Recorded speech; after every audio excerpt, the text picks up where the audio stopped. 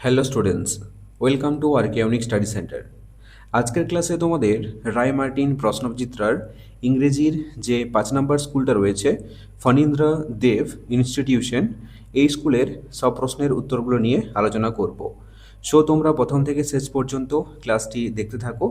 আর তোমরা যদি এর প্রত্যেকটা স্কুলের অ্যান্সার পিডিএফগুলো নিতে চাও, তাহলে তোমরা স্ক্রিনে দেওয়া হোয়াটসঅ্যাপ নাম্বারে আমাকে মেসেজ করতে পারো। ওকে, তাহলে চলো বেশি দেরি না করে শুরু করি আজকের ইংরেজি ক্লাস। তাহলে দেখো, প্রথমে সিনে কি বলেছে, read the text carefully and answer the following questions. পাঠ্যটি ভালো করে পড়ো এবং নিচে দেওয়া প্রশ্নগুলির উত্তর করো। এই সিনটা তোমাদের দ্য স্টোরি অফ প্রজারপাইন থেকে দেওয়া হয়েছে। তাহলে দেখো, লং লং অ্যাগো, বহুকাল আগে, in the beautiful island of Sicily, Sicily নামে একটি সুন্দর দ্বীপ ছিল। There lived a goddess call Ceres, সেখানে এক দেবী বাস করত সেরেস নামে। She was the goddess of crops, plants and trees, তিনি ছিলেন শস্য, গাছপালা এবং বৃক্ষের দেবী। So on her depended the health and happiness of all the people of this wide world. তাই এই বিশাল পৃথিবীর সকল মানুষের স্বাস্থ্য ও সুখ তার উপরেই নির্ভর করত। Ceres had a fair daughter, সেরেসের এক সুন্দরী কন্যা ছিল, প্রজারপাইন, যার নাম ছিল কি Proserpine. Whom she loved more than her life, তাকে তিনি তার জীবনের চেয়েও বেশি ভালোবাসতেন। Proserpine was the brightest and loveliest of all girls, Proserpine ছিল সবচেয়ে উজ্জ্বল এবং সুন্দর কন্যা সকল মেয়েদের মধ্যে। Her cheeks were rosy and beautiful like the apple blossoms in spring, তার গালগুলো ছিল গোলাপি এবং সুন্দর, like the apple blossoms in spring, বসন্তের আপেলের ফুলের মতো। Her eyes were as blue as the sky in April, তার চোখগুলো ছিল এপ্রিলের আকাশের মতো নীল।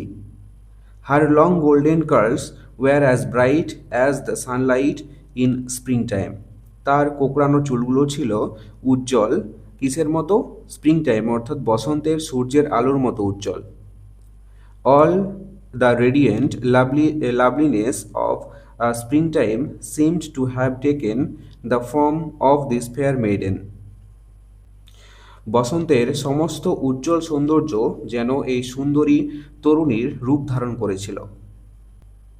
এভরিবডি সেড, সকলেই বলতো, সি ইজ দ্য স্প্রিং, সেই নাকি বসন্ত।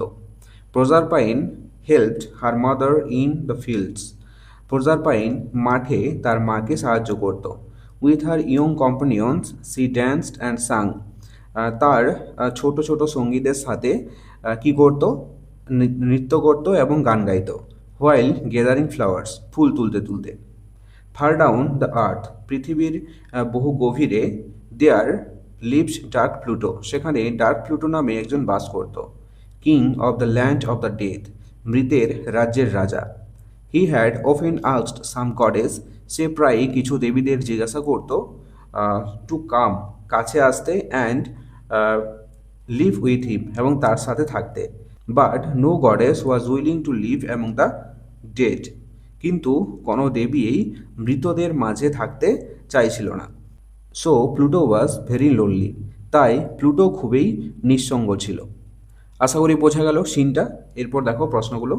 Choose the right answer from the given alternatives to complete the following sentences. বিকল্পগুলির মধ্য থেকে সঠিক বিকল্পটি নির্বাচন করে বাক্যগুলি পূর্ণ করো। একটা দেখো, dash was the brightest and loveliest of all girls, কে ছিল সবচেয়ে উজ্জ্বল এবং সুন্দর সকল মেয়েদের মধ্যে। তাহলে এটা হবে প্রজারপাইন, তাই না? তাহলে option B, Proserpine was the brightest and loveliest of all girls. দুয়েটা দেখো, সেরেস লিভড ইন, সেরেস বাস করতো, এটা হবে সিসিলি আইল্যান্ড, সিসিলি নামক একটি দ্বীপে। তিনের দেখো, দ্য কমপ্লেক্সন অফ প্লুটো ওয়াজ, প্লুটোকে কি বলা হতো, ডার্ক ডার্ক প্লুটো অর্থাৎ অন্ধকার প্লুটো। তাহলে এটা হবে the complexion of Pluto was dark. চারটা দেখো, প্রজারপাইন was as beautiful as.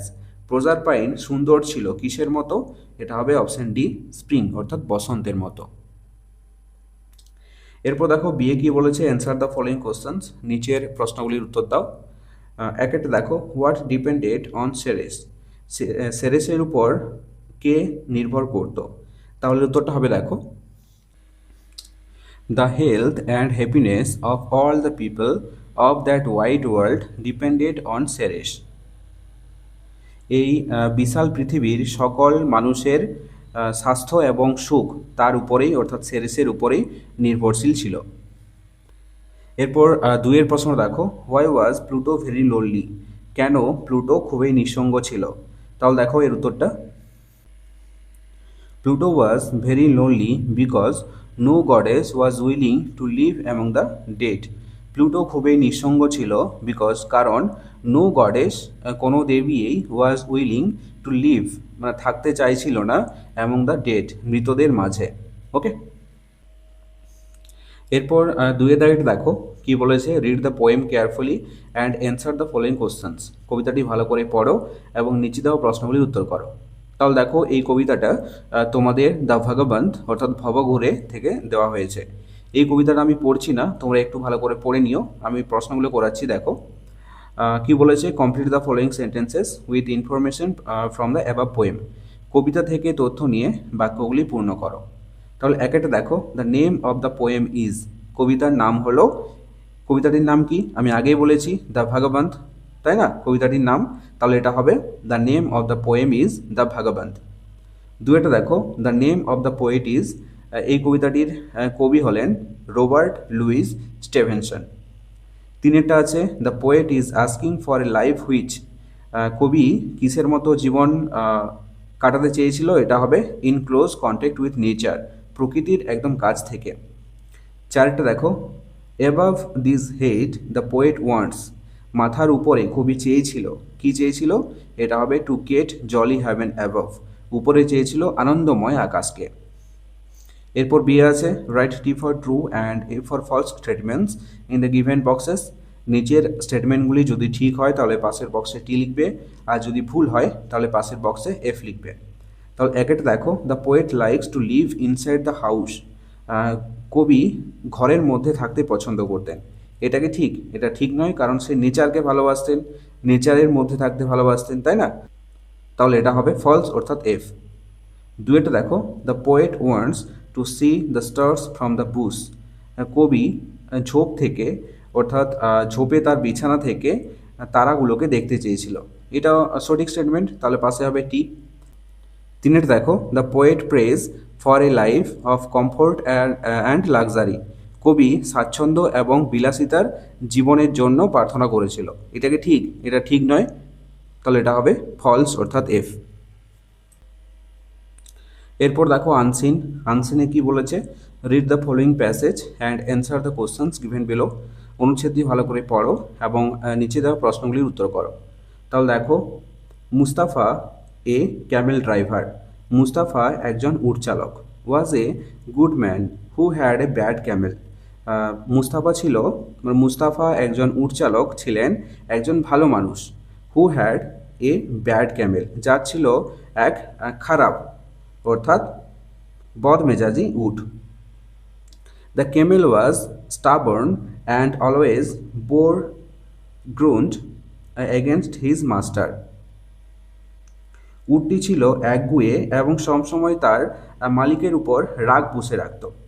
Why should he ride on me sitting comfortably on my back when I have to wade through the hot sand under the scorching heat of the sun, বলছে কেন আমার উপর স্বাচ্ছন্দ্যবোধভাবে বসে থাকবে, মানে আমার পিঠে বসে থাকবে, when I have to wade through the hot sand, বলছে যখন আমি এত প্রখর রোদে গরম বালিতে হাঁটি তখন আমার উপরে অর্থাৎ আমার পিঠের উপরে কেন বসে থাকবে, সুন্দরভাবে কেন বসে থাকবে?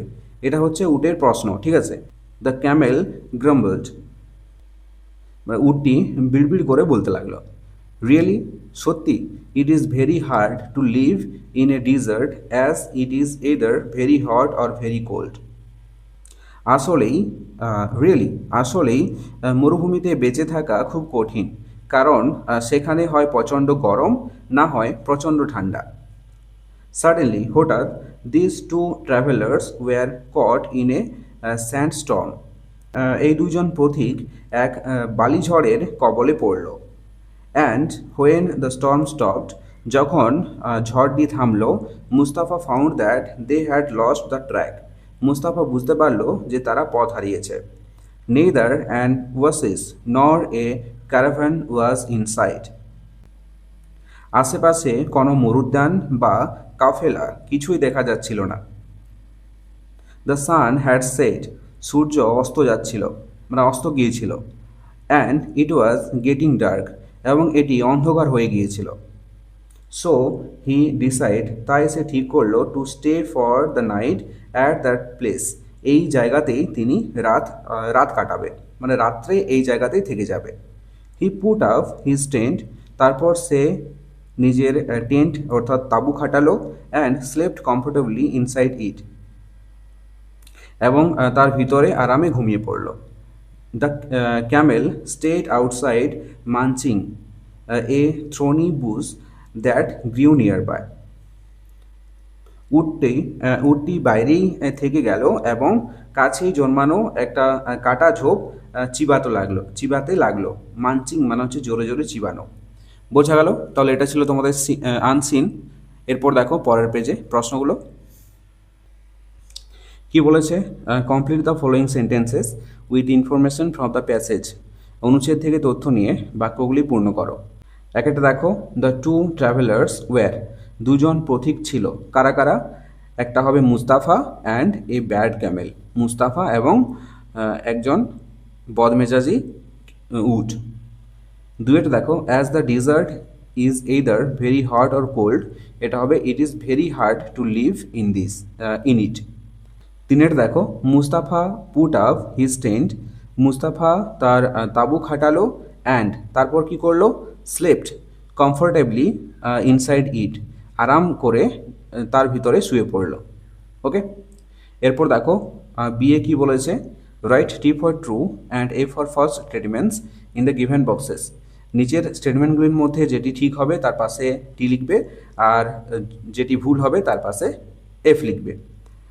একটা কি বলেছে, the camel was very loyal and obedient. উটটি ছিল খুবই বিশ্বস্ত এবং অনুগত। এটা কি ঠিক? এটা ঠিক নয়, কারণ উটটা ছিল খুবই বদমাস, তাই না? তাহলে এটা হবে ফলস অর্থাৎ এফ। দুইটা দেখো, the travellers were caught in a sea storm. ওই দুজন পথিক তারা সামুদ্রিক ঝড়ে আটকে পড়েছিল। এটাও ভুল, কারণ তারা একটা বালি ঝড়ে আটকে পড়েছিল, তাই না? তাহলে এটা হবে ফলস অর্থাৎ এফ। তিনের দেখো, the storm stopped in the evening. ঝড়টি থেমেছিল সন্ধ্যাবেলায়। এটা সঠিক স্টেটমেন্ট, তাহলে পাশে হবে ট্রু অর্থাৎ টি। এরপর দেখো গ্রামার অ্যান্ড ভোকাবুলারিতে কী বলেছে। Fill in the blanks with the correct forms of the verbs given in the brackets. বন্ধনীর মধ্য থেকে ভার্বের সঠিক ফর্মগুলো শূন্যস্থানে বসাতে হবে। তাহলে দেখো, my father dash a teacher, এখানে বি ভার্ব বসাতে হবে। তাহলে এখানে এটা হবে ইজ। মাই ফাদার একটা সিঙ্গুলার, তার জন্য এখানে হয়েছে ইজ। হি ড্যাশ ইংলিশ, এখানে দেখো টিচ ভার্ব রয়েছে টিচ, এটা হবে he teaches English. He dash to Kolkata yesterday, verb রয়েছে গো। এখানে দেখো ইয়েস্টারডে মানে হচ্ছে কি, পাস্টের কোনো একটা সময় বোঝাচ্ছে, অর্থাৎ গতকাল বোঝাচ্ছে। তাহলে এটা হবে গোয়ের পাস্ট ফর্ম অর্থাৎ went. He went to Kolkata yesterday. He dash there for 2 days, এখানে ভার্ব রয়েছে স্টে, তাহলে এটা হবে he stayed there for 2 days। তারপর পাঁচের দাগে বলেছে fill in the blanks with suitable modals from the list given below. নিচে দেখো একটা লিস্ট দেওয়া আছে, এখান থেকে সুইটেবল মডেলগুলো বেছে নিয়ে শূন্যস্থানে বসাতে হবে। তাহলে একটা দেখো, হি ড্যাশ সুইম ওয়েল, এটা হবে হি ক্যান সুইম ওয়েল, সে ভালো সাঁতার কাটতে পারে। তারপর আছে দেখো, dash I use your phone, এটা হবে may I use your phone, আমি কি তোমার ফোনটা ব্যবহার করতে পারি। তারপর তিনে আছে সি ড্যাশ ক্যারি আউট হার টিচার্স অর্ডার, এটা হবে C should carry out her teachers order, তার শিক্ষকের কথা মতো চলা উচিত। তারপর দেখো চারে কি বলেছে, grandmother does tell me stories at night when I was a kid, এটা হবে grandmother would tell me stories at night, ঠাকুমা আমাকে গল্প বলতো when I was a kid, যখন আমি বাচ্চা ছিলাম, মানে যখন আমি ছোট ছিলাম। তারপর দেখো ছয়ে, fill in the blanks by adding prefix or suffix to the word given in the brackets, বন্ধনীর মধ্য থেকে যে শব্দগুলো দেওয়া আছে এগুলির সাথে প্রিফিক্স এবং সাফিক্স যোগ করে লিখতে হবে। তাহলে একটা দেখো, ইউ শুড নেভার বি, এখানে ওয়ার্ড কি রয়েছে, অনেস্ট, এটা হবে ডিসঅনেস্ট। তারপর দুই আছে দেখো, dash is the best period of life, এখানে ওয়ার্ড রয়েছে চাইল্ড, এটা হবে childhood, is the best period of life. তারপর আছে দেখো, the time of the dash of the train is not known, এখানে দেখো অ্যারাইভ, তাহলে এটা হবে arrival, the time of the arrival of the train is not known. তারপর চারে আছে ম্যান ইজ নট ড্যাশ, এখানে ওয়ার্ড রয়েছে দেখো মোর্টাল, এটা হবে ম্যান ইজ নট ইমোর্টাল, বোঝা গেল। এরপর দেখো সাথে, identify the adverbs in the following sentences and write down the classes they belong to, এখানে নিচের বাক্যগুলির মধ্য থেকে যেটা অ্যাডভার্ব তার নিচে দাগ দিতে হবে, বাছতে হবে তাকে, এবং সেটা কী ধরনের অ্যাডভার্ব সেটা লিখতে হবে। তাহলে একটা দেখো, হি ইজ হ্যাপি নাও, সে এখন খুশি, এখানে দেখো নাও, নাও মানে কি এখন, একটা সময় বোঝাচ্ছে, তাহলে নাও এটা হবে অ্যাডভার্ব, এটা হবে অ্যাডভার্ব অফ টাইম। দুইটা দেখো, আই ক্যান গো, আমি যেতে পারি, এনিওয়্যার, যে কোনো জায়গায়, আই ওয়ান্ট, আমি চাই, মানে আমি চাইলেই আমি যে কোনো জায়গায় যেতে পারি, এখানে দেখো কোনো একটা প্লেস বোঝাচ্ছে তাই না, এনিওয়্যার মানে যে কোনো জায়গায়, তাহলে এটা হবে অ্যাডভার্ব অফ প্লেস। তারপর তিনে আছে দেখো, soldiers fight bravely for their country, সৈনিকরা সাহসিকতার সাথে তাদের দেশের জন্য লড়াই করে, এখানে দেখো ব্রেভলি এটা হবে অ্যাডভার্ব, আর ব্রেভলি এই শব্দটা হবে অ্যাডভার্ব অফ মেনার। ওকে, তারপর দেখো next, find words from the unseen passage in question number 3 which mean the following, এখানে দেখো যে শব্দগুলো রয়েছে সেগুলো মিনিং ওয়ার্ড কী হবে সেগুলো প্যাসেজ থেকে খুঁজে নিয়ে লিখতে হবে। তাহলে দেখো একটা ইটিং নয়েজলি মানে হচ্ছে কি শব্দ করে খাওয়া, এটাকে কি বলবো, মানচিং, মানচিং মানে খাওয়া, মানে হচ্ছে তাড়াতাড়ি শব্দ করে খাওয়া। তারপর দুই আছে টু ওয়ার্ক উইথ ডিফিকাল্টি, মানে হচ্ছে কঠিনের সাথে চলা, তাহলে এটা হবে ওয়েট মানে কষ্টে চলা। তারপর তিনে আছে a fertile spot in a desert where water is found, মানে কোনো একটা জায়গা, মরুভূমির কোনো একটা জায়গা, সেই জায়গাতে জল খুঁজে পাওয়া যায়, সেই এরিয়াটাকে কি বলবো, ওয়াসিস মানে হচ্ছে মরুদ্যান। ওকে, এরপর দেখো শেষে কি আছে, রাইটিং স্কিল, কি বলেছে, রাইট এ বায়োগ্রাফি অফ স্বামী Vivekananda using the following information, নিচের যে ইনফরমেশন দেওয়া আছে এগুলি ব্যবহার করে স্বামী বিবেকানন্দের একটি বায়োগ্রাফি অর্থাৎ জীবনী লিখতে হবে। তাহলে দেখো রাইটিং স্কিলে স্বামী বিবেকানন্দের জীবনী ভালো করে লিখে দিয়েছি, তোমরা দেখে নাও।